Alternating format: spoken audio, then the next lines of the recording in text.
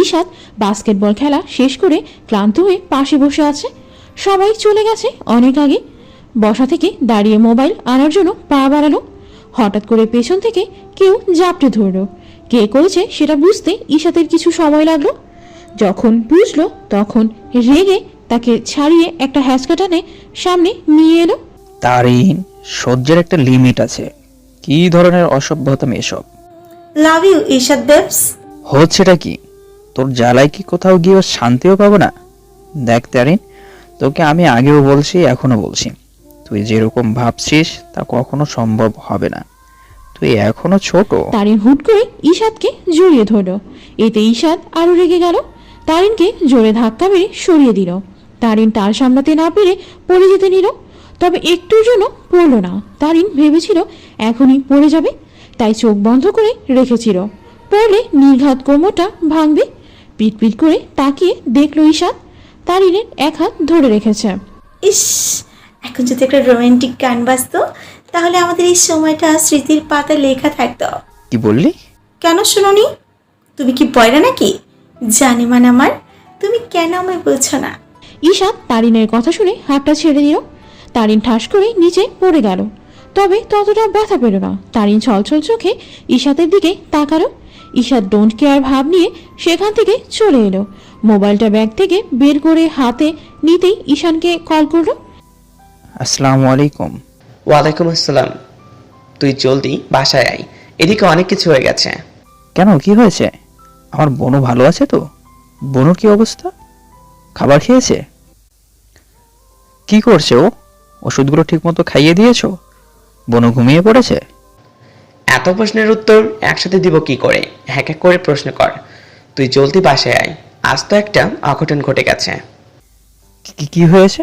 আমার বোনু ঠিক আছে তো? ওর কিছু হয়নি তো? এখন ঠিক আছে, একটু আগে ডক্টর ডাকতে হয়েছে। ডক্টর কেন ডেকেছিস? বনুর কি হয়েছিল? কথা বলছিস না কেন? কি হয়েছিল বনুর? শান, আমার কথা উত্তর দে। তুই বাসায় আয়, এত কথা ফোনে বলা সম্ভব না। আমি তোকে ভিডিও কল দিচ্ছি, আমাকে এখনই বনুকে দেখা। বনুকে না দেখলে আমি শান্ত হব না। আমি শীঘ্রই বাসায় আসছি। ঈশাদের অবস্থা এখন খারাপ। বনুর চিন্তায় ও ভয়ে বারবার শরীর ঘামাচ্ছে। ঈশান ভিডিও কল দিয়ে ওদের বনুকে দেখালো। তারপর ঈশাদ শান্ত হলো। এতক্ষণ মনে হচ্ছিল ওর জীবনটা কেউ টেনে বের করে নিয়ে যাচ্ছিল, এখন ফিরে এসেছে। ঈশাদ ব্যাগে হাত দিয়ে দৌড়ে বাইকের কাছে চলে গেল। এখন বাসায় গিয়ে সবার আগে বনুকে দেখবে, তারপর বাকি কাজ। এইদিকে তারিন মুখ ঢেকে কান্নায় ভেঙে পড়েছে। ঈশাদ বাইকের সামনে থেকে আবার ফিরে এলো। এতক্ষণে বনুর চিন্তায় তারিনের কথা মনে ছিল না। ঈশাদ, কেন বোঝো না তুমি আমায়? অনেক ভালোবাসি তোমায়। একটু ভালোবাসলে কি হয়? সত্যিকারের ভালো না বাসলো মিথ্যে করে একটু ভালোবাসো না। কি নেই আমার মাঝে? আমি কি দেখতে এতটাই খারাপ যার কারণে আমাকে ভালোবাসা যায় না? আল্লাহ, তুমি কি সবসময় আমার সাথে এমনই করবে? আমি আর কিচ্ছু চাই, শুধু ঈশাদকে আমার জীবনসঙ্গী হিসাবে দিও। আমি তো পড়তে পড়তে শেষ হয়ে গেছি, এবার একটু বোঝো আমায়। তারিন কান্না করে নিজের অবস্থা নাজেহাল করে ফেলেছে। ওর সব কথা আড়াল থেকে ঈশাদ শুনল। আমি জানি তুই আমাকে অনেক ভালোবাসিস, কিন্তু আমার আগে তোর ক্যারিয়ার। তোকে যে নিজের পায়ে দাঁড়াতে হবে। চিন্তা করিস না, তোকেই আমি বউ করে ঘরে তুলব। আর একটু অপেক্ষা করুন তারিন জান পাখি। আমি জাতীয় দলে চান্স পেয়ে নি, এখন বিয়ে করলে তোকে খাওয়াবো কি? দুজনে তো ভিক্ষা করে খেতে হবে। তারিন কাঁদতে কাঁদতে হিচকি তুলে ফেলেছে। তারিনের সামনে ঈশাদ পানির বোতল ধরল। বেচারি কান্না করে চোখের পানি নাকের পানি এক করে ফেলেছে। নে ধর পানি খা। সামান্য একটু ব্যথা পেয়ে তো নাক মুখ কেঁদে ফুলিয়ে ফেলেছিস। এত ছ্যাঁচ কাঁদনে কেন তুই? কেউ সামান্য ব্যথা পেলে এমন করে? আমি পানি খাবো না। তুই খাবি না, তোর ঘরে খাবে। ঈশাদ জোর করে মুখে চাপ দিয়ে তারিনকে পানি খাওয়ালো। চল বাসায় যাবি, আমি তোকে পৌঁছে দিয়ে আসছি। এত রাতে একা বাসা যেতে হবে না। আমি চলে যেতে পারবো, আমার কথা কাউকে ভাবতে হবে না। কে ভাববে তাহলে? নতুন কাউকে পেয়েছিস নাকি? তুমি চলে যাও, আমি একা যেতে পারবো। শুনবি না তো আমার কথা? না। ঈশাদ রেগে তারিনের হাত মুচড়ে ধরে টানতে টানতে জোর করে ওকে নিয়ে বাসার দিকে রওনা দিল। New York. বাড়ি বসে একের পর এক রেড ওয়াইনের গ্লাস শেষ করছে অজানা লোক ছেলেটি। ওর সামনে এসে দাঁড়ালো চিকু। মির্জাদের বোনের সব খবর নেওয়া শেষ। আগামীকাল রাতে মিস্টার মির্জাদের জন্য অনেক বড় সারপ্রাইজ অপেক্ষা করছে। সেই খুশিতে বড় একটা পার্টি দেওয়ার চিন্তাও করছে। বস, সব ব্যবস্থা করা হয়ে গেছে। আমার ভাইকে কিছু জানানোর প্রয়োজন নেই। ওই হারামজাদাটাকে নিয়ে কোনো কাজ করা হবে না। আগেরবার ওর জন্য পুরো প্ল্যানটা নষ্ট হয়েছে। আমার ভাই না হলে এরা সাজা ওকে অনেক আগেই দিয়ে দিতাম। আমি স্বার্থ ছাড়া কিছু করি না। ওকেও টোপ হিসেবে ব্যবহার করেছি। তিরিং বিরিং করলে আমার ভাইকেও শাস্তি দিয়ে দিব। আপনার ভাইকে তাহলে কিছু জানাচ্ছে না? Mirza, get ready for my next attack. আমি যেই দহনে পুড়েছি তোমাকেও সেই দহনে পোড়াবো। বোন না থাকার জ্বালা তোরাও টের পাবি। তোদের দুর্বলতা তো এক জায়গায়, তোদের বোন তোদের কলিজা।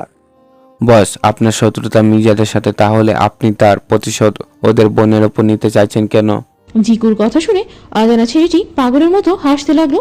তবে এই হাসিটা খুশির নয়, বরং চাপা আর্তনাদ ও প্রতিশোধের আগুন জ্বালানোর। তাই একমাত্র মির্জাদের বোনকে শেষ করে দিলেই নিভবে। বস, আমার কথার উত্তর দিলেন না। আমি যদি মির্জাদের ক্ষতি করি তাহলে ওদের কিছু হবে না। ওরা কোনো সমস্যায় মনে করবে না। কিন্তু ওদের বোনের গায়ে সামান্য আঁচড় লাগলে সেই ব্যথাটা ওর বোন একা পায় না, সাথে মির্জাদের কলিজায় ব্যথা লাগে। আর যদি ওদের বোনকে শেষ করে দেই তাহলে মনে করলে জিকু মির্জাও শেষ হয়ে যাবে। জিন্দা লাশ হয়ে বেঁচে থাকবে ওরা, যে বাঁচার কোনো মানে নেই। আমার শাস্তি তো তখনই হবে, ওরা ওদের বনুর জন্য কাঁদতে কাঁদতে শেষ হয়ে যাবে। আর আমি সেই আনন্দে বিশাল বড় করে পার্টি দিব। বস, 4 ভাইয়ের জীবনে অর্ধেক তাদের বোন। ওর কোনো ক্ষতি হলে তো আপনাকে মেরে ফেলবে। আপনি 7 সমুদ্র 13 নদীর পার হলেও ঠিকই খোঁজ বের করবে, আপনাকে শেষ করে দিবে। যে মেয়েকে তাদের ভাই এত ভালোবাসে তার একবার ক্ষতি হতে দেখে চুপ করে রয়েছে, পরের বার যে চুপ করে থাকবে এমনটা কিন্তু নয়। জিকু, তুমি কি আমার পক্ষে কথা বলছো নাকি মির্জাদের চামচা হয়ে কথা বলছো? সরি বস, যা সত্যি তাই বললাম। তোমাকে এত সত্যি কথা বলতে হবে না। আমার সামনে থেকে সরো তুমি, নয়তো যে কোনো সময় তোমাকে আমি রেগে শুট করে বসতে পারি। জিকু সেখান থেকে চলে এলো। অজানা ছেলেটি আরেকটি রেড ওয়াইনের বোতল হাতে নিল। ইতিমধ্যে 2 বোতল শেষ, তবে এখনো নেশা হচ্ছে না। মাথাটা ঝিমঝিম করছে। মির্জাদের বোনকে শেষ না করা পর্যন্ত ওর মাথা ঠিক হবে না। ঈশাদ বাইক নিয়ে বাসার গেটের ভেতরে ঢুকে অর্ধেক রাস্তায় বাইক ফেলে দৌড়ে ভেতরে ঢুকলো। এমনিতেই তারিনকে পৌঁছে দিতে গিয়ে দেরি হয়ে গেছে। সোফায় কাঁধে থাকা ব্যাগটা ছুঁড়ে মারলো, তারপর ছুটলো বোনের রুমের দিকে। উষার রুমে 3 ভাই এক এক জায়গায় ছড়িয়ে ছিটিয়ে ঘুমিয়ে পড়েছে। সেখানে গিয়ে ঈশাদ দেখে অর্ণব বনুর মাথার পাশে ঘুমিয়ে আছে। অর্ণবের এক হাত বনুর মাথায়, ঈশান সোফায় মাথায় হাত রেখে ঘুমিয়ে পড়েছে। আদিল বোনের এক হাত ধরে খাটে মাথা রেখে ফ্লোরে বসে ঘুমিয়ে পড়েছে। উষাও বাচ্চাদের মতো গুটিসুটি হয়ে ঘুমিয়ে আছে। দরজাটা হালকা চাপিয়ে বোনের কাছে এলো, আলতো করে বোনের কপালে ঠোঁট ছোঁয়ালো, তারপর ফ্রেশ হতে চলে গেল। অনেক নিঃশব্দে আসা যাওয়া করলো, যাতে ভাই বোনের কারোর ঘুম না ভাঙে। আমিও ফ্রেশ হয়ে রুমে কোনো এক জায়গায় গিয়ে ঘুমিয়ে পড়ি। সারাদিন অনেক ধকল গেছে। আমার বোনটা ভালো আছে, এটাই বেশি, আর কিছু চাই না। ফ্রেশ হয়ে আমি আগে এশারের নামাজটা আদায় করে নিই। এমনিতে আজ দেরি হয়ে গেছে। আমার বোনটা সুস্থ আছে, তাতেই আলহামদুলিল্লাহ। নামাজ পড়ে বোনটার জন্য দোয়া করব। আল্লাহ যেন আমার বোনটাকে খুব তাড়াতাড়ি ভালো করে দেয়। অনেক ভালোবাসি তোকে বোন, তোর কিছু হলে আমরা বাঁচবো না। কথাগুলো বলতে বলতে নিজের রুমের দিকে পাড়ি দিল ঈশাদ। শাওয়ার নিয়ে নামাজ আদায় করলো। মোনাজাতে মৃত বাবা মায়ের জন্য ও বোনের জন্য প্রাণ ভরে কান্না করে দোয়া করলো। তারপর রাতের খাবার না খেয়ে বোনের রুমের দিকে হাঁটা দিল। আজ 4 ভাই বোনকে ছেড়ে 1 মিনিটও নড়বে না। যদিও উষাকে ঘুমের ওষুধ খাইয়ে ঘুম পাড়িয়ে রেখেছে, তারপরও বোনের পাশে না থাকলে আজ 4 ভাই ঘুম হারাম হয়ে যাবে। তাই বোনের রুমে কষ্ট করে ঘুমিয়ে পড়বে। যদি বনু আবার অসুস্থ হয়ে পড়ে, সেই ভয়ে বনুর পাশে থাকা চাই চার ভাইয়ের। ঈশাদ বনুর রুমে একটা সিঙ্গেল সোফায় মাথা হেলিয়ে দিল। সারাদিন ক্লান্ত থাকায় মাথা হেলানোর কিছু সময় পর ঘুম পড়ি ঈশাদকে ঘুমের রাজ্যে নিয়ে গেল। ঘুমের দেশে 5 ভাই বোন। 4 ভাই বনুকে নিজের জীবন দিয়ে আগলে রাখবে, কিছু হতেই দিবে না। ওর বনু যে ওদের বেঁচে থাকার কারণ। মির্জা কুঠির। নুহা ও রুস্তম আলী মির্জা কুঠিরে এসে চারপাশে অবাক হয়ে তাকিয়ে দেখছে। বাড়িটাকে বিশাল বড় সাদা প্রাসাদ বললেও ভুল হবে না। বাগানে নানা রকম বাহারি ফুলের বাহার, একপাশে একটা বড় দোলনা। পার্টনার, এটা কি বাড়ি নাকি প্রাসাদ? আমিও তো তাই দেখছি। বস আমাদের এখানে ডাকলো কেন? ভেতরে না গেলে কুমু কেমনে? চল ভিতরে যাই। খবরদার, কোনো জিনিস চুরি তো দূরে থাক, হাতও লাগাবি না। আইসা। নোহা ও রুস্তম সদর দরজা দিয়ে ভেতরে ঢুকলো। সোফায় 4 ভাই বোনকে খাবার খাওয়ানোর প্রস্তুতিতে ব্যস্ত। ঈশাদ কোলে করে বনুকে নিয়ে এসে সোফায় বসিয়ে দিল। উষার সামনে এখন পুরো ডাইনিং টেবিলের খাবার হাজির। অরূপ একপাশে দাঁড়িয়ে ভাইদের কাণ্ড দেখছে আর মুচকি হাসছে। বনু, সবটুকু খেয়ে নে তো। তোকে কিন্তু 1 গ্লাস দুধ খেতে হবে, এমনিই তোর শরীরের কোনো শক্তি নেই। বনু, এই ফলের পিসটা খেয়ে নে প্লিজ। লক্ষ্মী বনু আমার, কিছু একটা তো মুখে দে। আমার কিছু খেতে ভালো লাগছে না। এটা কেমন কথা? কিছু একটা মুখে দিয়ে ওষুধ খেতে হবে তো। আজকে আবার ডক্টরের কাছে যেতে হবে মাথার পরীক্ষা করতে। এখন যদি না খাও তবে ঔষধ কিভাবে খাবে? জাদু বনু আমার। একটুখানি খাও বনু। আমার গা গুলিয়ে আসে, কেমন বিশ্রী খেতে। আমার খাবার নিয়ে জোর করো কে? আমি বুঝি না বনু, খাবার খেতে এত কষ্ট লাগে কেন? অন্য কিছু নিয়ে এত চেঁচামেচি করতে হয় না, যতটা না খাবার নিয়ে আমাদের হয়রান হতে হয়। বোন সব ভুলে গেলেও আমাদের খাবার নিয়ে অবস্থান নাজেহাল করতে ভুলে নেই। অনেক কষ্ট করে উষাকে কিছুটা খাবার খাইয়ে দিয়ে 4 ভাই বোনকে তৈরি করতে লেগে গেল। আদি, চিরুনিটা নিয়ে আয় তো, আমি বনুর মাথা আছড়ে দিয়ে বেনুনি করে দিই। আমি বনুর জুতা নিয়ে আসছি। আমি যাচ্ছি ভাইয়া। বনু কোন ড্রেস পরবি আমায় বল, আমি নিয়ে আসছি। ড্রেস? কোন ড্রেস? ড্রেস কাকে বলে? আমি ড্রেস দিয়ে কি করব? বনু আমার তুই চুপ কর, তোকে কিছু করতে হবে না। তোর ড্রেস মেয়ে সার্ভেন্টরা পাল্টে দিবে, আর আমরা তোকে রেডি করে দিব। বনু, এত নড়াচড়া করিস না। এই যে বনুর জুতা। স্যার, আপনাদের হয়েছে? আমরা ম্যামের ড্রেসটা চেঞ্জ করে দিব। তোমরা নিয়ে যাও, তবে সাবধানে। আমার বনু যেন একটা ফুলের টোকা পরিমাণেও ব্যথা না পায়। যদি বাই চান্স আমার বনু সামান্য ব্যথা পায় তাহলে তোমাদের চাকরি এখানেই শেষ। Okay sir. মেয়ে সার্ভেন্টরা উষাকে নিয়ে গেল। এতক্ষণ 4 ভাইয়ের বোনের প্রতি ভালোবাসা দেখছিল নুহা। নিজের অজান্তেই চোখ দিয়ে টপ টপ করে পানি পড়ে গেল। ভাইয়ের ভালোবাসা কি সেটা ওর কপালে জুটেনি। ভাইয়ের ভালোবাসা কি সেটা বলতেও পারবে না। আজ যদি আমার ভাই থাকতো তবে সেও বোধহয় আমার পাশে এভাবেই থাকতো। তাহলে হয়তো আমার জীবনটাও অন্যরকম হতো। আমাকে চুরিও চিন্তাই করতেই হতো না। ওই মেয়েটার ভাগ্য কত ভালো। 7 কপালের ভাগ্য নিয়ে মেয়েটা পৃথিবীতে এসেছে। আল্লাহ হয়তো সবার কপালেই এমন ভাই লিখে নিয়নি। তাই তো আজ আমি গৃহহীন, ছন্ন ছাড়া জীবনযাপন করছি। এই, তোমরা কারা? এখানে কি করছো? ভেতরে কিভাবে ঢুকলে? নুহা ও রুস্তমকে দরজার সামনে দেখে অরূপ অনেকটা চেঁচিয়ে উঠল। 4 ভাই মাত্র টেবিলে ব্রেকফাস্ট করতে বসেছে। অরূপের কথা দরজার দিকে তাকালো। তোমাদের এখানে কে আসতে বলেছে? আমগো সাহেব আইতে কইছে, হে নাকি আমগো দুইজনে কাম দিব। রুস্তম সত্যি বলছে। দেখে তো বেশি একটা ভদ্র মনে হচ্ছে না। চুরি করার ধান্দায় আসোনি তো? কে আসতে বলেছে তোমাদের?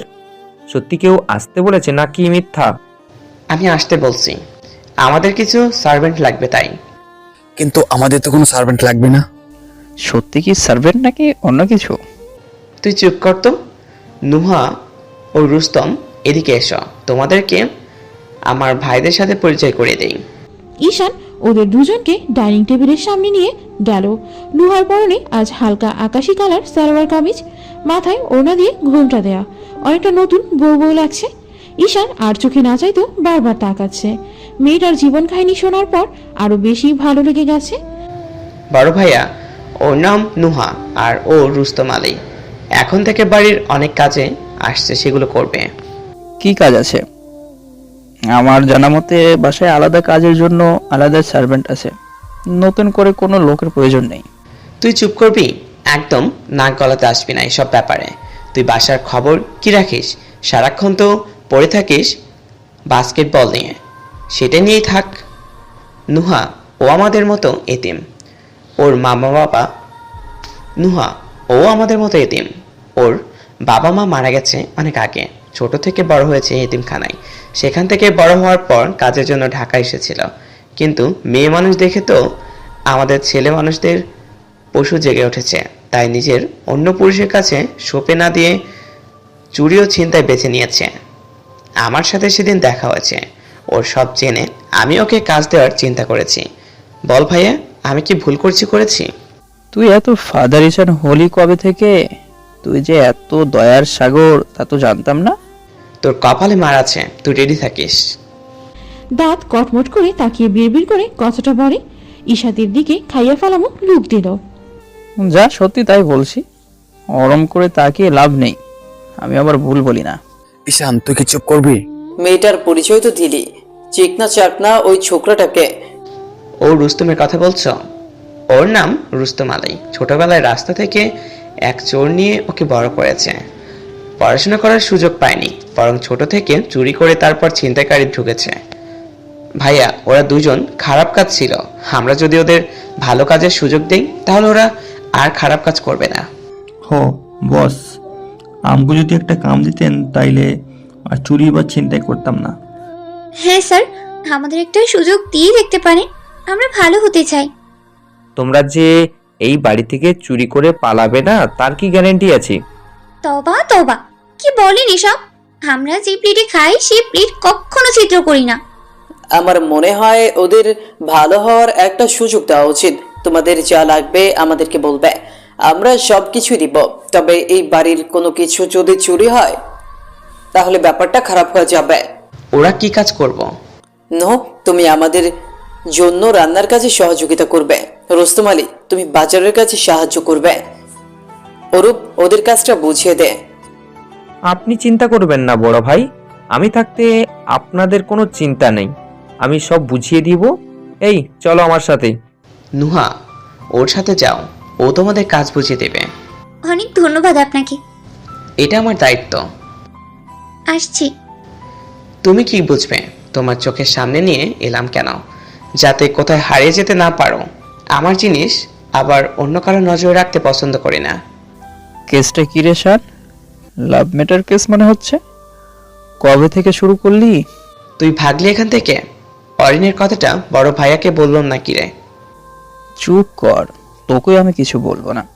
লক্ষ্মী ভাই আমার, তুইও কিছু বলিস না। আমিও চুপ, তুইও চুপ। কাউকে ব্ল্যাকমেল কি করে করতে হয় সেটা আমি জানি ভাই, তাই আমার কাছে পাঙ্গা নিতে আসিস না, ভাগ এখান থেকে।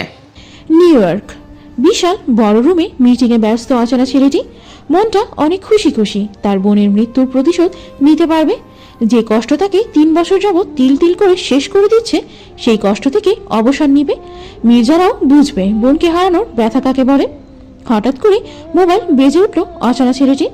মিটিংয়ের মধ্যেই ফোনে কল করাও যায় না, আবার ধরাও যায় না, তাই বারবার কেটে দিচ্ছে। তারপরও ফোনের অপর পাশে থাকা ব্যক্তিটি ফোন দিয়েই যাচ্ছে। মিটিং শেষ করে কল ব্যাক করলো সে। এতক্ষণ তার ভাই কল করছিল। ভাই কল ধরার সাথে সাথে এক প্রস্থ বকে নিল। কি ব্যাপার, তোর কি কোনো কমন সেন্স নেই? আমি বারবার কল কেটে দেওয়ার পরও কল করে যাচ্ছিস। আমি মিটিংয়ে থাকলে যে ফোন ধরি না সেটা কি জানিস না? তোকে সামনে পেলে কি যে করতাম নিজেও জানি না। ভাইয়া, তুমি আমার উপর শুধুই রাগ করছো, তোমাকে খুব মিস করছিলাম তাই কল করেছি। তোর সামান্য মিসের জন্য আমার কোটি কোটি টাকার টেন্ডারটা মিস হয়ে যেত। তোকে কতবার বলেছি আমি মিটিংয়ে থাকলে ফোন করবি না?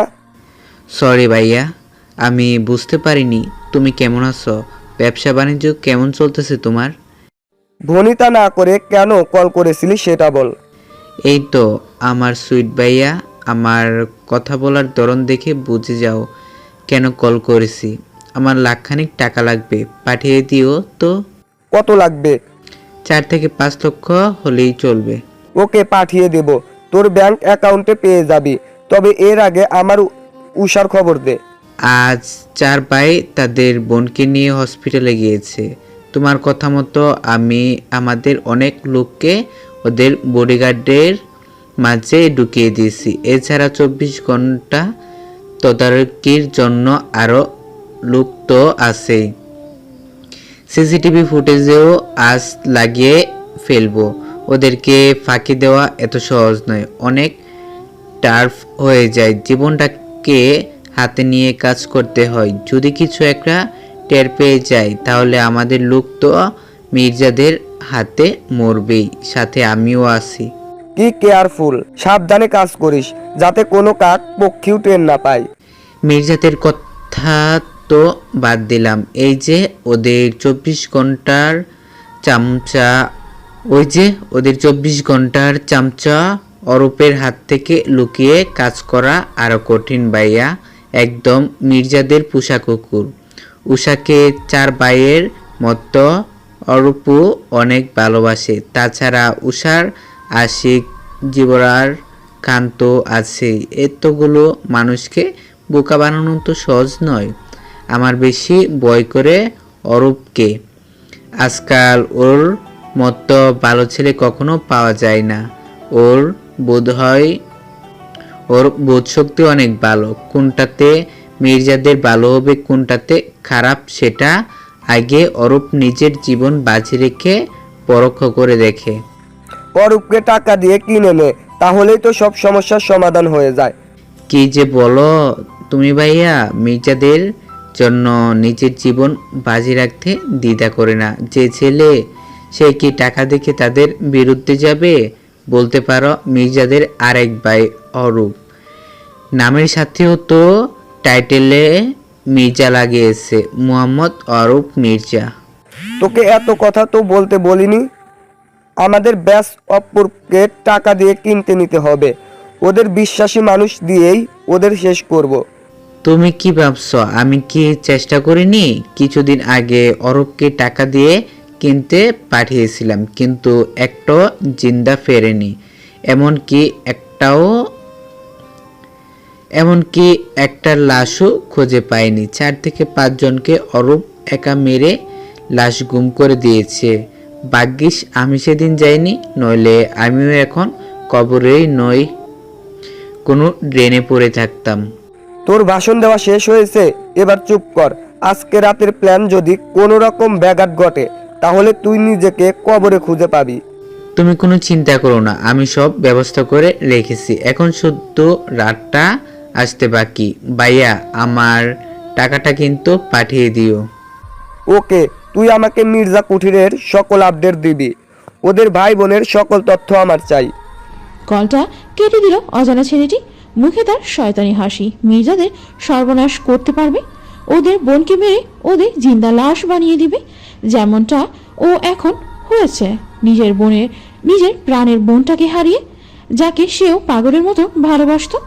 হঠাৎ করে অজানা ছেলেটি হাঁটু মুড়ে বসে চিৎকার করে কাঁদতে লাগলো। আকাশের দিকে তাকিয়ে কান্নায় ভেঙে পড়ল। আমি কাউকে ছাড়বো না বনু, আমি কাউকে ছাড়বো না। যাদের কারণে তুই পৃথিবী ছেড়ে আমাকে ছেড়ে গিয়েছিস তাদের সবাইকে আমি এক এক করে শাস্তি দিব। তাদের বোনকেও আমি তোর কাছে পাঠিয়ে দেব। তখন ওরা বুঝবে বোনকে হারানোর ব্যথা কাকে বলে। অনেক মিস করি তোকে বনু, অনেক মিস করি তোকে। সারাটা দিন বনুর খেয়াল রাখতে রাখতেই কেটেছে। 4 ভাইয়ের চোখের মনি বনুকে আজকে হাসপাতালে গিয়েও 1 সেকেন্ডের জন্য চোখের আড়াল করেনি। রাতে সবাই একসাথে খেতে বসেছে। বনুকে খাইয়ে ঘুম পাড়িয়ে দিয়ে এখন নিজেরাও খেতে বসেছে। হঠাৎ করে বিদ্যুৎও চলে গেল। সবাই অবাক। লোডশেডিং হওয়ার তো কখনোই কথা না। কি হলো? লোডশেডিং কি করে হলো? আমি তো কিছুই বুঝতেছি না। হঠাৎ লোডশেডিং, ব্যাপারটা আমার ভালো হচ্ছে না। আমার মাথায় কিছুই ঢুকছে না। অরূপ দেখ তো কি হয়েছে, আমার তো সন্দেহজনক ঠেকছে। ভাইয়া আমি দেখছি। অন্যদিকে উষার রুমের সামনে বডিগার্ডরাও লোডশেডিং দেখে এদিক সেদিক চলে গেল। ওরাও বুঝতে পারছে না লোডশেডিং কি করে হলো। অন্ধকারে কিছু দেখাও যাচ্ছে না। ঠিক তখনই বডিগার্ডদের আড়াল করে একটা ছেলে ভেতরে ঢুকে পড়লো। আরেকজন ছেলে পিছনের দিকে বডিগার্ড 4 জনকে নাকের রুমাল চেপে অজ্ঞান করে ফেললো। দুজন উষার রুমে ঢুকে দেখলো উষা ঘুমিয়ে আছে। একজনের নাম রোহান, আরেকজনের নাম নিলয়। দুজনই প্রফেশনাল খুনি, টাকার বিনিময়ে মানুষ খুন করে। ঘুমিয়ে আছে, এখন কি করব? যা করার তাড়াতাড়ি করতে হবে, ওর ভাইয়ারা চলে এলে জ্যান্ত কবর দিবে। তুলে নিয়ে যাওয়া কখনো সম্ভব হবে না। এত বড় আটার বস্তা নিয়ে আমি হাঁটতে পারবো না। তোর মন চাইলে তুই তুলে নিয়ে আয় মেয়েটাকে।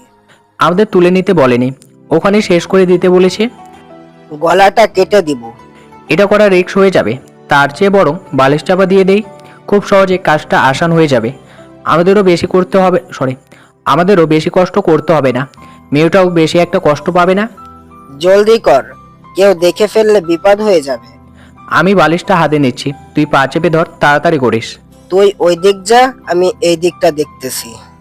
ড্রয়িং রুমে চার ভাই ছোটাছুটি শুরু করছে। অরূপ লোডশেডিং কেন হলো তা দেখার জন্য জেনারেটরের রুমে যেতেই পেছন থেকে কেউ ভারী কিছু একটা দিয়ে মাথায় বাড়ি দিল। অরূপ মাথা ধরে অজ্ঞান হয়ে নিচে পড়ে গেল। অরূপ এখনো আসছে না কেন? ভাইয়া, আমাদের বোনু একা রুমে আছে। কেউ নিশ্চয়ই আমাদের বনুর ক্ষতি করতে এসেছে। আল্লাহ আমাদের বনুর না হয় কোনো ক্ষতি করে ফেলে। জলদি করে বনুর রুমে চল, দাঁড়িয়ে আছিস কেন? তাড়াতাড়ি চল। চলো ভাইয়া।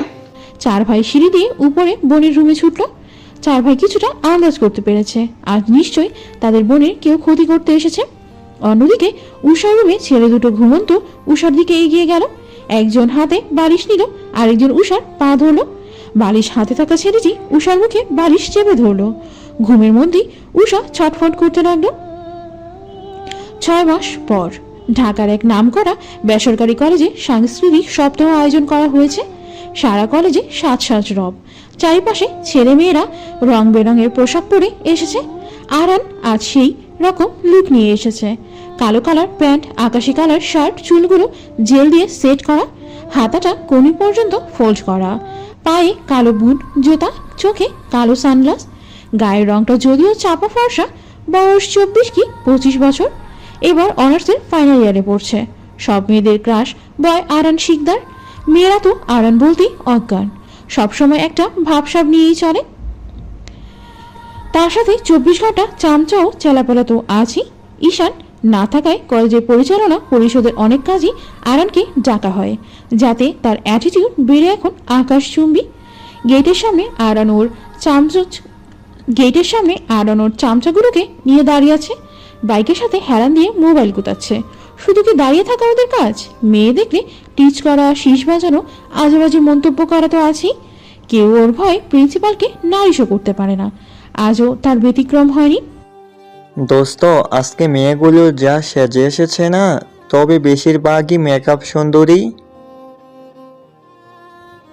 আজকে সারাদিন বেশ কাটবে, কত সুন্দরী সুন্দরী মেয়ে দেখা পাবো। সাথে তাদের গালি তো ফ্রি আছে। ওই দেখ কতগুলো মেয়ে আসছে। আরান, নিশান, আসাদ, জয়, রুমান 5টা শয়তান বললেও কম বলা হবে।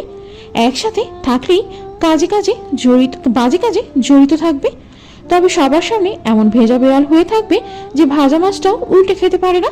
আসলে মাছ তো খায়, সাথে কাটা শুদ্ধ খেয়ে ফেলে। 4-5টা মেয়ে গেটের ভেতরে ঢুকতেই তাদের পথ আটকে দাঁড়ায়। চুমকি চলেছে একা পথে, সঙ্গী হলে দোষ কি তাতে? হার মেনেছে দিনের আলো, রাগলে তোমায় লাগে আরো ভালো। আরে সুন্দরী, কেমন আছো তোমরা? আরান, আমরা কি একাই ওদের সাথে কথা বলবো নাকি তুইও যোগ দিবি? আরে শালা, এই সময়ে আমাকে ভুলে যাস? কই, সিগারেট খাওয়ার সময় তো ঠিকই আমার পিছনে পিছনে লেজ ধরে ঘুরোস। মোবাইলটাকে পকেটে রেখে হাত দুটোকে দুই দিকে প্রসারিত করে হাই তুলে সামনে এলো। মেয়েগুলো কিছুটা ভয় পেয়ে কুকড়ে দাঁড়িয়ে আছে। তাদের থেকে একজন অনেক কষ্ট করে সাহস জুগিয়ে বলল, আমাদের পট আটকিয়েছেন কেন? যেতে দিন আমাদের, আমরা আপনাদের কি ক্ষতি করেছি? আরান মাম্মা এসব কি কয়? তুই সামনে দাঁড়ায় আসছ, তারপরে ওই মাইয়া কথা কওয়ার সাহস পায় কেমনে? আমাদের যেতে দিন প্লিজ, আমরা কি করেছি? চুরি করেছে হৃদয়, তুমি ছাড়া কেউ নয়, তাই তো তোমায় বড় চেনা মনে হয়। এই জয়, চুপ কর, আরেকবার গান গাইলে তোর কানে 14 গোষ্ঠী উদ্ধার করব। ওই মাঠের করারতি তোকে কাকতারোয়া বানিয়ে সাজাই রাখবো। আমার দরকার নেই, এমনি ফেয়ার অ্যান্ড ক্রিম মেখে অনেক কষ্টে চেহারার রংটা একটু পাল্টাইছি। ইস, ওই রোদে দাঁড়িয়ে চেহারা কালো করব নাকি? ইস, ওই রোদে দাঁড়িয়ে চেহারা কালো করবো নাকি? সুন্দর হতে কষ্ট আছে। আমার ভাই অনেক কষ্ট করে মেয়েদের সুন্দর হওয়ার ক্রিম মেখে সুন্দর হয়েছে, আমি তো তাও ছেলেটারটা মেখছি। জয়, হামি চুপ করবি তুই? তুই তো আমাদের মান সম্মান প্লাস্টিক করে ফেলবি। আমাদের সুন্দর হওয়ার রহস্য সবাই জেনে যাবে। ওই শালা চুপ করবি, তোরা তো ছেলে জাতের কলঙ্ক। কি শুরু করলি তোরা? ওদের কথা শুনে মেয়েগুলো মিটমিট করে হাসছে।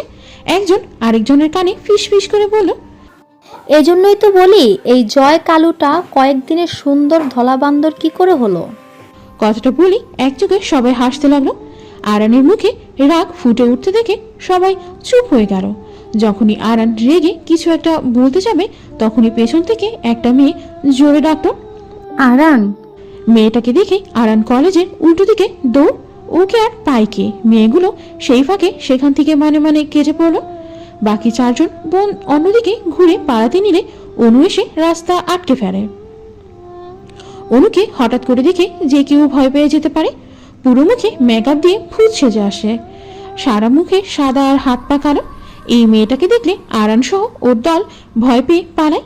যাকে একবার ধরবে তাকে সেদিন প্লেট নিয়ে রাস্তায় বসতে হবে। এই মেকআপ সুন্দরী আপা আরানের প্রেমে হাবুডুবু খাচ্ছে। আরান তো ওর হাত থেকে পালাতে পারলেই বাঁচে।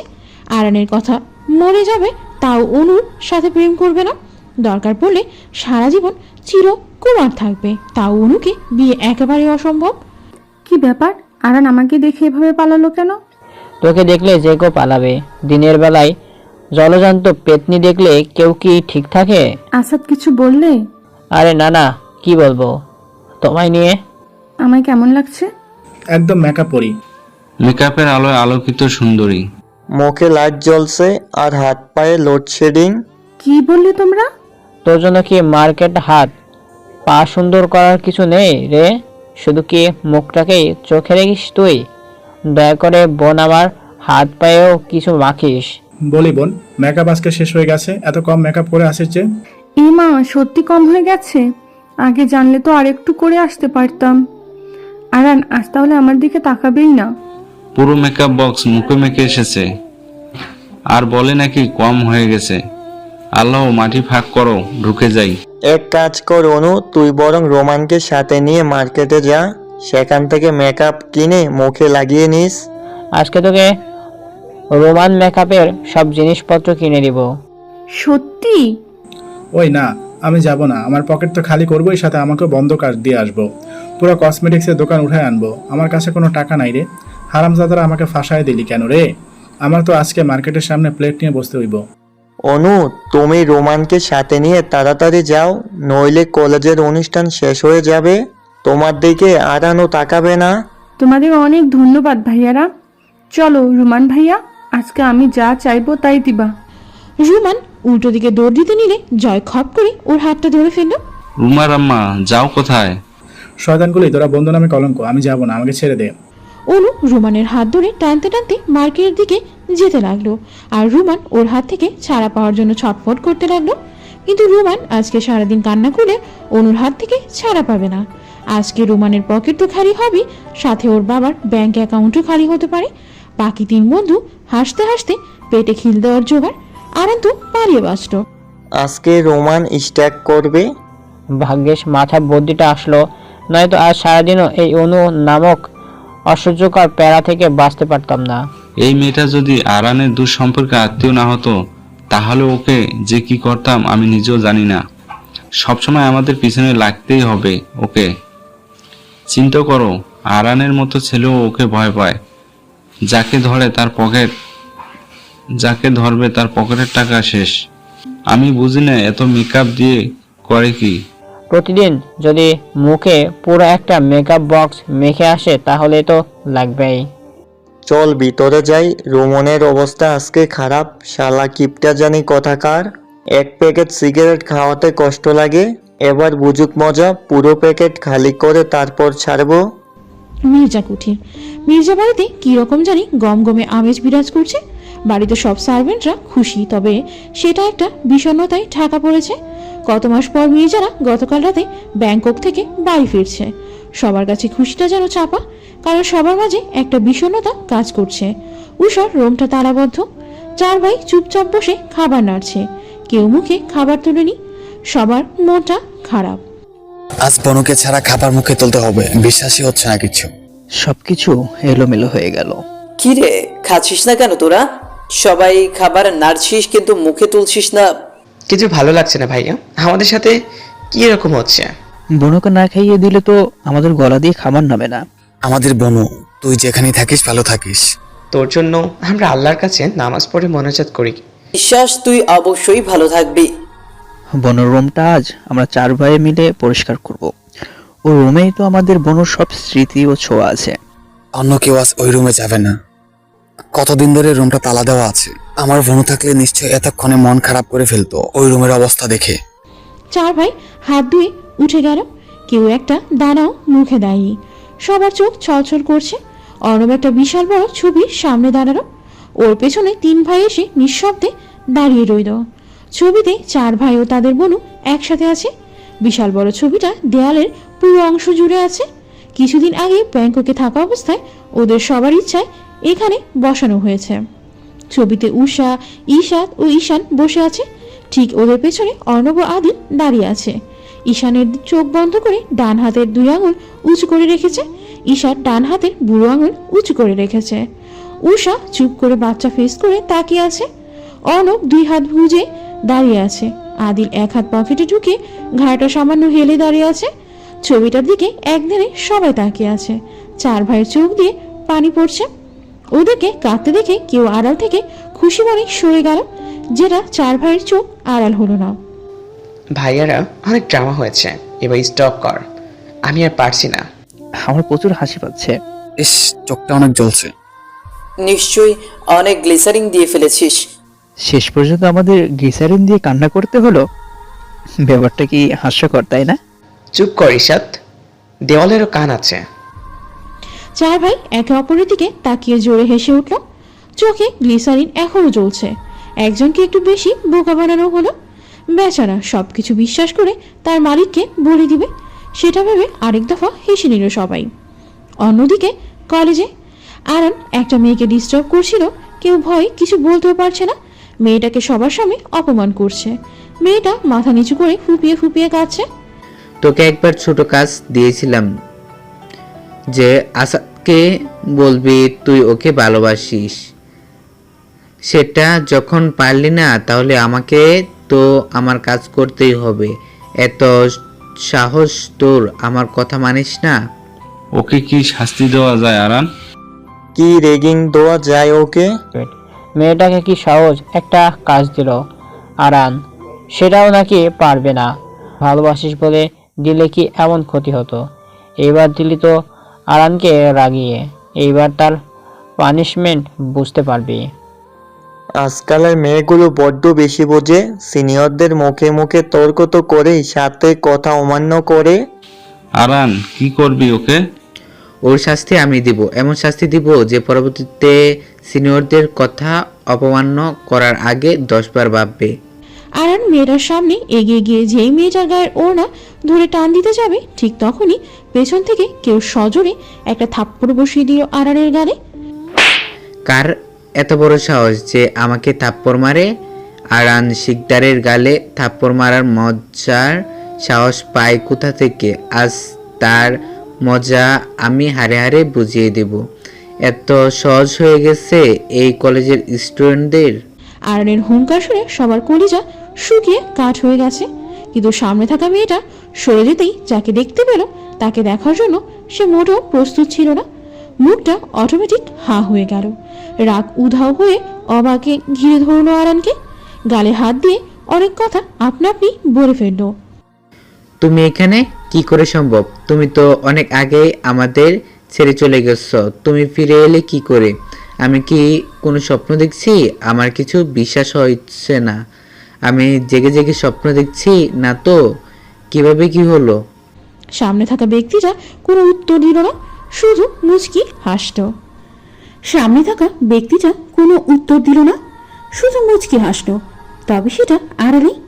আড়াল এখনো ঘরের মাঝে আছে। এটা কি করে সম্ভব? উষা এখনো বেঁচে আছে? উষা সামনে এগিয়ে এসে আড়ালের নাক বরাবর একটা পাঞ্চ মারল। আরান ছিটকে কিছুটা দূরে সরে গেল। আরান আরেক দফা অবাক, উষা ওকে মেরেছে? যে মেয়ে কোনো ছেলের দিকে তাকিয়ে কথা বলতে সাহস পায় না, সে ওকে মারল? উষার সাথে তারিনও আছে। তারিন জোরে চেঁচিয়ে বলল, উষানি বেবি থামলি কেন? আরো দুইটা লাগা। মেয়েদের কি ভাবে ওরা? কত বড় সাহস ওর! ওনা ধরতে আসছিল, হাত কেটে না পকেটে করে বাড়িতে পাঠিয়ে দিব। জিও ননদিনী জিও, এই না হলে আমার আদরণীর ননদিনী। উষা, তুমি তুমি এখনো বেঁচে আছো? তারিন কে রে ছেলেটা? এমন অবাক হচ্ছে কেন আমায় দেখে? আমি তো চিনতে পারছি না। উষানি, তুই আর আরানকে চিনতে পারছিস না? ওহ, আমি তো ভুলেই গিয়েছি, তোর স্মৃতিশক্তি নেই। এই ব্যাটার কথা পরে বলছি, আগে ওকে একটু শিক্ষা দিয়ে নি। মার তো আর দুইটা। ওকে তারু বেবি। উষা হাত দুটোকে মুঠো করে একটু ঘুরিয়ে নিল, তারপর আরানকে পরপর কয়েকটা খুশি মারল। আরান ভাবতে পারেনি ওর সাথে উষা এমনটা করবে। ও কিছুটা দূরে ছিটকে মাটিতে পড়ে গেল। আরান, তোকে এই পুষ্কু মেয়েটা মারলো? এটা কি হলো? শেষ পর্যন্ত আরান একটা মেয়ের হাত মার খেলো। আমার মাথায় কিছুই ঢুকছে না। দাঁড়িয়ে দাঁড়িয়ে দেখবি নাকি মেয়েটাকে 2-4টা মারবি? চল তো মেয়েটাকে দেহি দুইটা। জয়, আসাদ, নিশান সামনে এগিয়ে আসতেই তারিন ওদের পথ আটকাল। তারিনের হাতে ইয়ার মোটা একটা বাঁশের টুকরো। মাঠে প্যান্ডেলের জন্য বাঁশ রাখা আছে, সেখান থেকে তারিন খুঁজে এটা জোগাড় করে এনেছে। খবরদার আর্নের চামচারা, আর এক পাও নড়বি না। যেখানে আছিস সেখানে দাঁড়িয়ে থাক, নয়তো প্রত্যেকের মাথায় এই বাঁশের বাড়ি পড়বে। বেশি না, একটা বাড়ি মারলেই বাপ দাদার নাম ফলে যাবে। বাপরে, ওই মেয়েটা এখানে কেন? আজ আমরা গেছি। যে ডেঞ্জারাস মেয়ে এটা। তুই আমাকে ভয় দেখাচ্ছিস? How funny! তোর মতো একটা মেয়ে আমাদের কি করবে? ইন্দুরের বাচ্চা, ভালো মতন বললাম, ভালো লাগলো না? না তবে রে, তোদের একদিনকে আমার যতদিন লাগে। বাঁশের টুকরোটা উঁচু করে বাড়ি মারতে নিলে পরিময় করে বাকি তিনটা ছুট। তারিনও কম যায় না, সেও আরানের চামচাদের পেছনে ছুটতে লাগলো। জয়, আসাদ, নিশান প্রাণপণে ছুটছে। একটা বাড়ি খেলে পুরো মাথা 2 ভাগ হয়ে যাবে।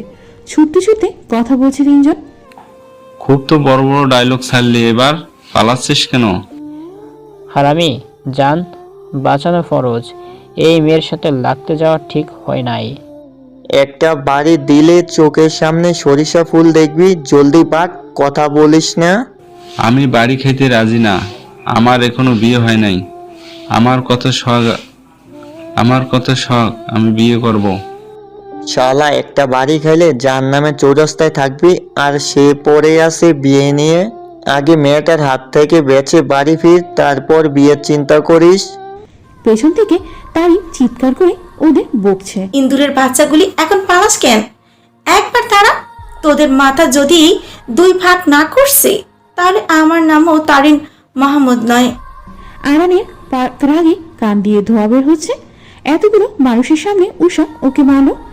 যে আরান শিকদারের দিকে কেউ চোখ তুলে তাকিয়ে কথা বলতে পারে না, তাকে সবার সামনে এভাবে মারছে।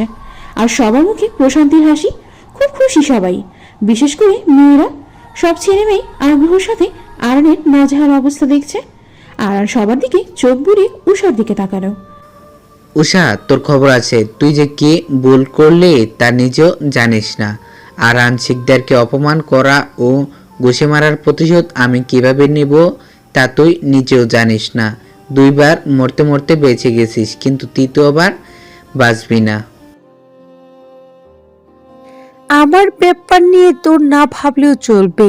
আমাকে নিয়ে ভাবার জন্য আমার 4 ভাই আছে। যতদিন পর্যন্ত আমার 4 ভাই আমার সাথে আছে, ততদিন তুই আমার ক্ষতি তো দূরের কথা, আমার চুলে স্পর্শ করতে পারবি না। আরান রাগে খুবই বাইক নিয়ে বাড়ি চলে গেল। আজ শিকদার বাড়িতে ঘূর্ণিঝড় হয়ে যাবে। গাড়ির সাথে হেলান দিয়ে পুরো ঘটনাটা দেখলো মির্জারা। 4 ভাই তখন ড্রামা করে 1 মিনিটও বাড়িতে দেরি করেনি। তাদের বোনকে এই রূপে দেখে 4 ভাই খুব খুশি। আমার বিশ্বাসই হচ্ছে না, আমাদের বোনও পুরোপুরি সুস্থ হয়ে গেছে, শুধু স্মৃতিশক্তি ফেরেনি। তবে আমরা ওকে ব্যাংকক নিয়ে গিয়ে অনেক ভালো করেছি, যার কারণে বনু নিজেকে রক্ষা করতেও শিখে গেছে।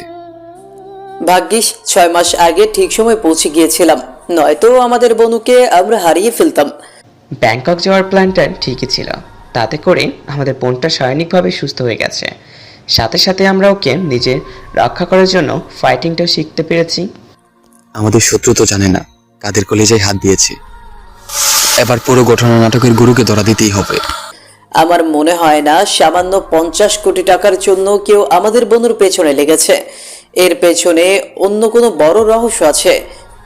সেটা আমাদের বের করতে হবে। আমরা থাকতে আমাদের বোনের কিছু হবে না, আমরা কিছু হতেও দিব না। সেদিনের সামান্য একটা ভুল বনুকে হারাতে বসেছিলাম, আর কোনো ভুল হচ্ছে না। তৈরি থাকো মিস্টার, তোমার মৃত্যুর দিন গোনা শুরু করে দাও, খুব শীঘ্রই তোমার বিনাশ হবে। চার ভাই রহস্যময় হাসি দিয়ে গাড়িতে উঠে পড়ল। তাদেরও যে দাবার গুটি চালতে হবে, নয়তো আবার বোনের বিপদ হতে হবে। যদিও খেলাটা উষার অ্যাক্সিডেন্টের পর থেকেই শুরু হয়েছে। উষাকে খেয়াল রাখার জন্য গোপন সূত্রে ভাইদের বডিগার্ড তো আছেই, তারপরও যে খেলা একজন শুরু করেছে তা তো শেষ করতেই হয়। 6 মাস আগে যেদিন উষা মুখে বাড়ির চেপে ধরেছিল রোহান ও নিলয়, ঠিক তখনই চার ভাই সেখানে গিয়ে হাজির হয়। রোহান ও নিলয়কে হাতে নাতে ধরে ফেলে। ঈশান ও আদিল ইচ্ছে মতো দুটোকে মারতে থাকে। ঈশাদ ও আনব দুজন উষার সামনে গিয়ে পাগলের মতো আচরণ শুরু করে। উষা জ্ঞান হারিয়ে ফেলেছে, আর 2 মিনিট বালিশ চেপে রাখলে মরেই যেত।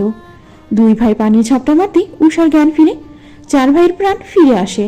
রোহানকে দিয়ে ওদের মালিকের কাছ থেকে ফোন দিয়ে করে বলতে পারে যে উষা মারা গেছে। বেচারা রোহান ও নিলয় নিজেদের প্রাণের ভয়ে 4 ভাইয়ের কথা মতো তাই করে, যার কারণে ওদের শত্রুরা জানে উষা মারা গেছে। সেদিন রাতে রোহান ও নিলয়ের থেকে ওদের শত্রু সব খবরাখবর নিয়ে আয়, তারপর দুটোকেই এমন জায়গায় গুম করে দেওয়া হয় যার খবর ওরা 4 ভাই ছাড়া কেউই জানে না। তবে জানে বাঁচিয়ে রেখেছে যাতে পরবর্তীতে কাজে লাগাতে পারে। সকালে বোনকে নিয়ে পাড়ি দেয় ব্যাংকক, যাতে উষা সুস্থ হওয়ার আগে কেউ ওর কোনো ক্ষতি করতে না পারে। সেখানে থেকে 6 মাসে বোনকে সুস্থ করে গতকাল দেশে ফিরল। উষা পুরোপুরি সুস্থ।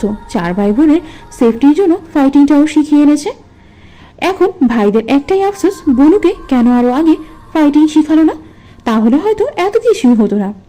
শিকদার বেলা আরান বাড়িতে এসে পুরো ড্রয়িং রুমের জিনিসপত্র ভাঙচুর করে 13টা বাজিয়ে ফেলেছে। এত কিছু ভাঙার পরও মাথাটা ঠান্ডা হচ্ছে না। আরানের মা সুমি বেগমও তার একমাত্র ছেলেকে শান্ত করতে পারছে না, যা জেদ ছেলের একদম বাপকা বেটা। আরান জাদু বাবা আমার এমন করে না, কি হয়েছে মাকে বল। একদম কথা বলবে না আমার সাথে, যাও এখান থেকে। আমি আজ বাড়িতে আগুন লাগিয়ে দিব। এত বড় সাহস ওই উষার, আমাকে সবার সামনে মেরেছে। ওকে আমি যতক্ষণ পর্যন্ত ওপরে গিফট করতে না পারবো ততক্ষণ আমার মনের জ্বালা মিটবে না। 2 বার বেঁচে গেছে, এবার বাঁচবে না। 2 বার বেঁচে গেছে, এবার বাঁচতে দিব না। আমি তাকে সবকিছু এখনই বলছি। বারবার আমাদের প্ল্যান বেচতে যাচ্ছে, আর সহ্য করতে পারছি না। কিভাবে কি হচ্ছে। সিঁড়ির কোণা থেকে বড় ফুলদানিটা নিয়ে সজোরে আছাড় মেরে উপরে নিজের রুমে চলে গেল। সুমি বেগমের কলিজা কেঁপে গেল ছেলের কাণ্ড দেখে। ছেলে আজ অনেক রেগেছে, ওকে যদি শান্ত করতে পারে একজনই। তাই আরানের মা তাকেই কল করলো। হ্যালো বাবা।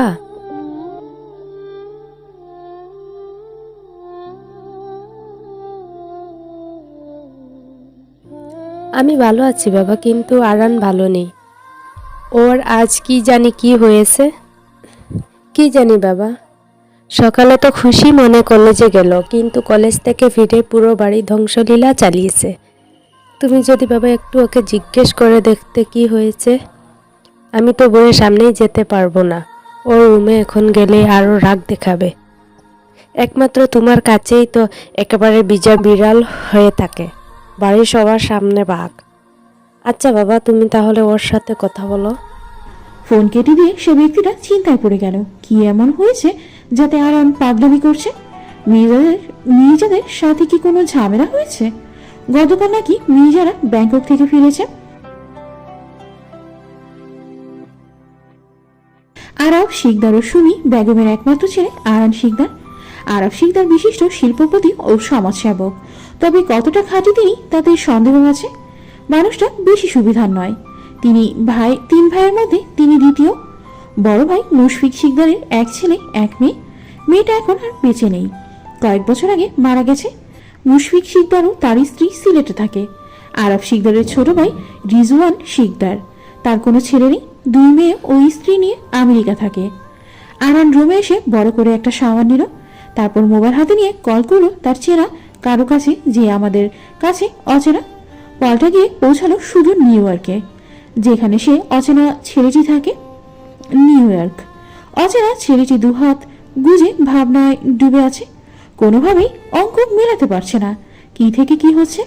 ওর পিছনে দাঁড়িয়ে আছে জিকু আর বসের হাবভাব বোঝার চেষ্টা করছে। বস, আপনাকে কেউ কল করেছে। ফোনটা আমার কাছে দাও। এই নেন বস। কি হয়েছে, হঠাৎ ফোন করলি? তুই বাড়ি গিয়ে এমন করছিস কেন? তুমি জানলে কি করে? আমার কাছে তোর সব খবর থাকে। উষা বেঁচে আছে? হোয়াট? আমার মাথায় কিছু ঢুকছে না। 6 মাস আগে সেদিন তো খুব বড় বড় কথা বলেছিলি, আর সব বেচতে কি করে গেল? আমারই ভুল হয়েছে যে তোকে বিশ্বাস করেছি। আমার দুইবারের প্ল্যান নষ্ট হয়ে গেল। টাকা নেওয়ার সময় তো ঠিকই লেকচার দিস, এখন তোকে সামনে পেলে জ্যান্ত পুঁতে ফেলতাম। আমি তোমার কাছ থেকে 4 থেকে 5 লক্ষ টাকা চেয়েছিলাম, সেদিনের কথা তোমার মনে আছে? মনে আছে। আমি তোর ব্যাংক অ্যাকাউন্টে পাঠিয়ে দিয়েছিলাম। তো কি হয়েছে? সেদিন আমাদের সব কথা কেউ শুনে নিয়েছিল, যার কারণে উষা আজও জিন্দা আছে। তোকে 2 বার উষাকে মারতে পাঠালাম, আর 2 বারই তুই ব্যর্থ হলি। আমার ইচ্ছে করছে তোর ঠিক কপাল বরাবর শুট করতে। আজ কলেজে অনেক কাহিনী হয়ে গেছে। ভনিতা না করে বল কি হয়েছে। আরান কলেজের পুরো ঘটনা অচেনা ছেলেটিকে খুলে বলল। অচেনা ছেলেটির রাগে চোখ মুখ লাল হয়ে গেছে, হাত মুট করে রাগ কন্ট্রোল করার চেষ্টা করছে। সামনে থাকা টি টেবিলটি জোরে ঘুষি মারল। টেবিলের সামান্য কিছু অংশ ভেঙে গিয়ে ওর হাতটা কেটে গেল। হাত থেকে ফিনকি দিয়ে রক্ত পড়ছে, তাতেও ভ্রুক্ষেপ নেই। আরান, তোকে একটা কাজ দিলাম, সেটাও কমপ্লিট করতে পারলি না। 2 বার ফেল হলাম। এবার মির্জার বোনকে তৈরি করে মাঠে নেমেছে মনে হচ্ছে। তোকে টাকা দিয়ে পুষে আমি সবচেয়ে বড় ভুল করেছি। আমি হাল ছাড়ছি না। একভাবে না একভাবে আমি ওদের বোনকে শেষ করবই। তোর সাথে আমার আর কোনো যোগাযোগ নেই। প্লিজ আমার সাথে এমন করো না, আমার কথাটা তো। আরানের কথা শেষ হওয়ার আগে অচেনা ছেলেটি হাতে থাকা মোবাইলটা ফ্লোরে ছুঁড়ে মারল। মোবাইলটা টুকরো টুকরো হয়ে ফ্লোরে পড়ে রইল। তারপরও মেজাজ ঠান্ডা হয়নি। এনিথিং রং বস? আমার প্ল্যান আবারও নষ্ট হয়ে গেছে। মির্জাদের বোন বেঁচে আছে। কিভাবে হলো এসব? আমি হার মানছি না, আবারও জাল বিছাবো। যতদিন পর্যন্ত ওদের বোনকে ওদের কাছে থেকে কেড়ে না নিব, ততদিন পর্যন্ত আমি হাল ছাড়বো না। শান্ত হন বস, আরো ঠান্ডা মাথায় আমাদের ভাবতে হবে, তারপর প্ল্যানিং করতে হবে। শান্ত তো আমি সেদিনই হব যেদিন মির্জাদের বোনকে আমার বোনের কাছে পাঠাতে পারবো। আমি কাউকে ছাড়বো না, সবাইকে আমার মতো কষ্ট পেতে হবে। আমি এই 6 মাস নিশ্চিতে কি করে থাকতে পারলাম? টেবিল থেকে কফির মগটা হাতে নিয়ে দেয়ালের টিভিতে ছুঁড়ে মারল। শব্দ করে টিভিটা ছুটছুট করে ভেঙে নিচে পড়ে গেল। সারা ফ্লোরে কাচের টুকরোর ছড়াছড়ি। জিকু আজ ওর বসের কাণ্ড দেখে কিছুটা ভয় পেয়ে গেল। 2 দিন পর, অনেকদিন ধরে অথই টিউশনি করে ফেরার পথে পেছনে তাকাতে তাকাতে আসে। যদি সেদিন যে ছেলেটা ওকে বকাটে ছেলেদের হাত থেকে বাঁচিয়েছিল তাকে দেখতে পায়। 6 মাস কেটে গেছে, তার সাথে দেখা নেই। ওই ছেলেটা কি সত্যি কোনো মানুষ ছিল নাকি কোনো ভূত প্রেত? বাবা গো, সত্যি যদি ভূত হয়, নির্ঘাত ভালো ভূত। খারাপ ভূত হলে তো আমায় মেরেই ফেলতো, তাই না? নিশ্চয়ই ওই ভূতটা ভালো ছিল। এই রে, আজও তো রাত হয়ে গেছে। যদি আজ আমায় একা পেয়ে ঘাড়টা মটকে দেয়। বেশি বেশি করে দোয়া পড়তে থাকি আর ভাগি। ব্যাঙের রাস্তাও আজ ফুরাচ্ছে না। আজও এই পথে বাড়ি ফিরছে আদিল। মনটা ভালো নেই, একরাশ বিষণ্ণতা ঘিরে রেখেছে। একজনের কথা খুব মনে পড়ছে। সে এমনটা না করলেও পারত। গাড়ি চলছে আপন গতিতে। হঠাৎ চোখ আটকে যায় অথয়ের দিকে। ল্যাম্পপোস্টের আবছা আলোতে যদিও মুখটা স্পষ্ট দেখা যাচ্ছে না, তবে আদিলের মনে হচ্ছে এটা সেদিনের মেয়েটাই হবে। মেয়েটার সব খবর, বায়োডাটা তার পরের দিন খোঁজ নিয়ে জেনে গিয়েছিল আদিল। অথয়কে দেখে মনটা নিমিষেই ভালো হয়ে গেল। কেন জানি ওকে দেখলে একটা ভালো লাগা কাজ করে আদিলের মনে। মনে হচ্ছে মেয়েটা অথই আজও একে বাড়ি ফিরেছে। সেদিন সাবধান করে দিলাম এত রাত করে ফিরো না, আজও সে একই কাজ করেছে। মেয়েটাকে কে বোঝাবে রাতটা মেয়েটার জন্য সেফ না। এক কাজ করলেই তো হয়, ওকে আমি গাড়ি করে বাড়ি দিয়ে আসি, তাহলেই তো ঝামেলা মিটে যায়। আদিল গাড়ি অথয়ের সামনে থামালো। হঠাৎ করেই একটা গাড়ি অথয়ের সামনে থামতে দেখে অথয় ভয় পেয়ে গেল। বুকটা ঢিপ ঢিপ করছে। কে জানি কোন লম্পট বদমাস আবার ওর সর্বনাশ করার জন্য এলো। আল্লাহ রক্ষা করো, আজ বাঁচিয়ে দাও। এই কান ধরছে, কখনো এত রাত করে বাড়ি ফিরবো না, এবারের মতো বাঁচিয়ে দাও। আদিল দেখলো অথই চোখ বন্ধ করে কি জানি বিড়বিড় করছে। হালকা বাতাসে কপালের বেবি চুলগুলো নড়ছে। মুখটা অসম্ভব মায়াবী লাগছে। মুখের মধ্যে নেই কোনো সাজসজ্জা। অবাক নয়নে আদিল ওর দিকে তাকিয়ে আছে। অনেকক্ষণ ধরে কোনো সারা শব্দ না পেয়ে অথই টিপ টিপ করে চোখ খুলল। চোখ খুলে সে আদিলকে দেখে আরেক দফা ধাক্কা খেলো। ও আল্লাহ গো, ভূত! কে কোথায় আছো গো? আমায় বাঁচাও, আমাকে জলজান্ত ভূতে ধরেছে। পালা অথই পালা, তোর ঘাড় মটকে দিবে। ভূত? কে ভূত? অথই? আরে ওকে কি যাতা বলতেছেন? ওয়েট, দাঁড়াও। আদিলের কথা শোনার আগে অথই ফুটপাত দিয়ে দৌড়। ওর ভাবনা আদিল কোনো মানুষ নয়। আদিল গাড়ি থেকে বেরিয়ে অথই পেছনে ছুটল। অথই স্টপ, আমি কোনো ভূত নই। এই রে, ভূতটাও তো আমার পেছন পেছন আসছে। অথই, আজকে তুই শেষ। তোর সব রক্ত খেয়ে তোকে মেরে ফেলবে।